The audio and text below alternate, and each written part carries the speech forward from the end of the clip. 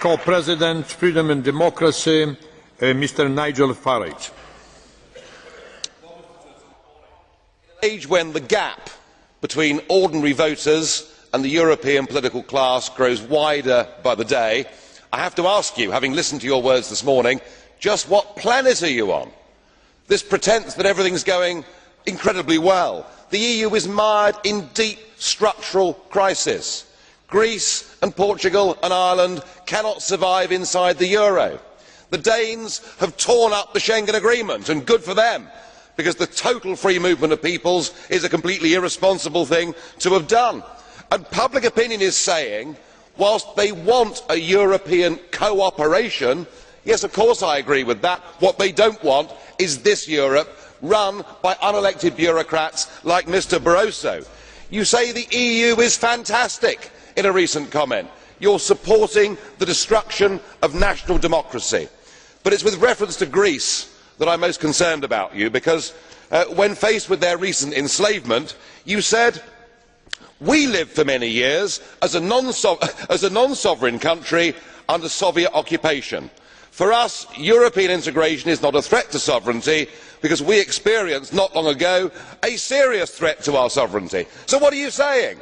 That this isn't quite as bad as the USSR? Is that really good enough for your people?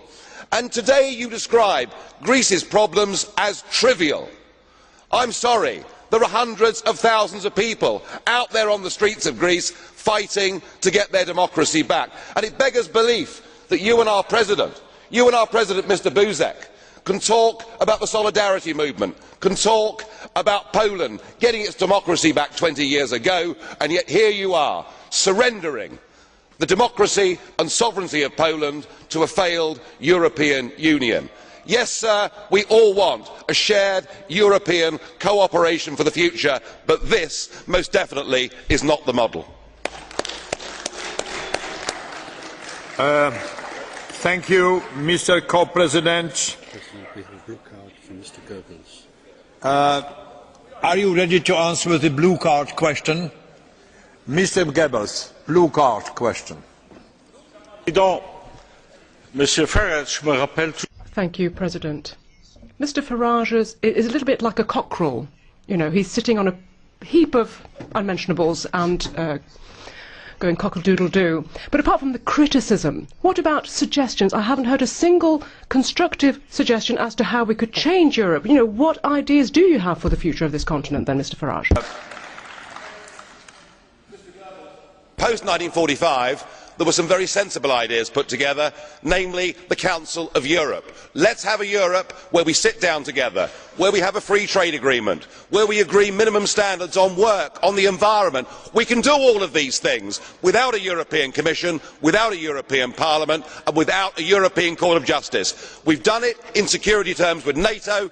Yes, it'll mean you'll lose your job, Mr Barroso, but apart from that, why can't we do things as mature democracies? Yes, I want you sacked, Mr Schulz, as well. I want you all fired. We can do those things, and that is a positive way forward. By taking away from people their ability to govern themselves and transferring that power to the European Commission, we're headed for a Europe of rebellion and violence. Let's take the democratic route. Thank you, colleagues. It's a very interesting discussion, we know very well. Now will be the next speaker. Colleague